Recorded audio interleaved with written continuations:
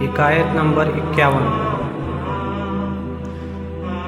شہر بخارا کے امیر صدر کی سخاوت بڑی مشہور تھی۔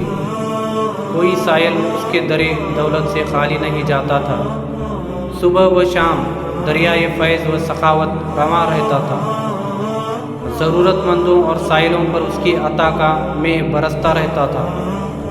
اس کا طریقہ کار یہ تھا کہ کاغذ میں اشرفیاں لپیٹ کر رکھ لیتا۔ جب تک وہ ختم نہ ہو جاتی برابر ضرورت مندوں میں تقسیم کرتا رہتا۔ صدر جہاں کی سخاوت کا انداز بھی نرالا تھا۔ اس نے سب حاجت مندوں کی ضرورت پوری کرنے کے لیے دن مقرر کر رکھے تھے۔ کوئی شخص اپنی باری کے بغیر خیرات وصول نہیں کر سکتا تھا۔ ایک دن بیواؤں کے لیے تھا، دوسرا دن مصیبت زدوں کے لیے،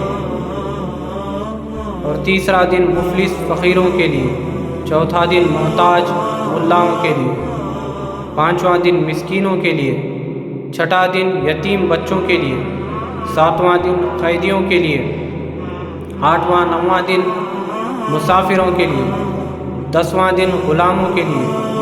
یہ مقرر تھا۔ اس کے ساتھ شرط یہ تھی کہ کوئی ضرورت مند زبان حال سے سوال نہ کرے گا۔ ضرورت مند محتاج اپنی باری کے دن صدر جہاں کی گزرگاہ کے دونوں جانب قطاریں باندھے کھڑے ہو جاتے تھے اور وہ انہیں اشرفیاں دیتا ہوا آگے نکل جاتا تھا۔ جو کوئی بے صبر اتفاق سے سوال کر دیتا، اس جرم میں صدر جہاں اسے کچھ نہ دیتا تھا۔ ایک دن کسی سائل نے کہا، کئی روز سے بھوکا ہوں، میری طرف نظر عنایت فرمائے۔ لوگوں نے ہر چند اس آدمی کو روکا اور سمجھایا کہ ایسا نہ کر۔ وہ اپنی ضد پر اڑا اور برابر صدا لگاتا رہا۔ صدر جہاں جب قریب آئے اسے مخاطب ہو کر کہا کہ تو بڑا بے شرم اور بے حیا ہے۔ وہ آدمی صاحب نظر تھا۔ اس نے صدر جہاں کو کہا، اس جہاں میں تو بھی خوب موج اڑا رہا ہے اور اگلے جہاں کی نعمتیں بھی حاصل کرنا چاہتا ہے۔ یہ جواب سن کر صدر جہاں بہت متاثر ہوا۔ آگے اشرفیاں تقسیم کرنا روک دیے۔ غلاموں کو حکم دیا، جس قدر مال و دولت یہ آدمی طلب کرے اسے دے دو۔ اب دوسرا واقعہ سنیں۔ جس دن ملاؤں کی باری تھی، اس دن ایک ملا اپنی باری کا انتظار کیے بغیر جذبہ حرص سے مجبور ہو کر چلا اٹھا کہ صدر جہاں، میں نہایت غریب اور مفلس ہوں، مجھے جلدی اپنے دامن رحمت سے سیراب کر۔ صدر جہاں نے خلاف ورزی کرنے پر اسے کچھ نہ دیا۔ ہر چند کہ وہ ملا خوب رویا، گڑ گڑایا، اپنی مفلس اور محتاجی کی عبرت خیز کہانیاں سنائی، لیکن صدر جہاں کے دل پر کوئی اثر نہ ہوا۔ باقی سب ملاؤں کو نوازا گیا مگر اسے ایک کوڑی بھی نہ ملی۔ دوسرے دن وہی ملا اپنے دونوں پیروں پر پٹیاں لپیٹ کر معذوروں کی صف میں جا بیٹھا تاکہ دیکھنے والے ترس کھائیں کہ بیچارہ معذور ہے، اس کے دونوں پاؤں ٹوٹے ہوئے ہیں۔ صدر جہاں جب مال تقسیم کرنے آیا، ملا کو پہچان لیا، سب معذوروں کو کچھ نہ کچھ دیا، اسے کچھ دیے بغیر آگے بڑھ گیا۔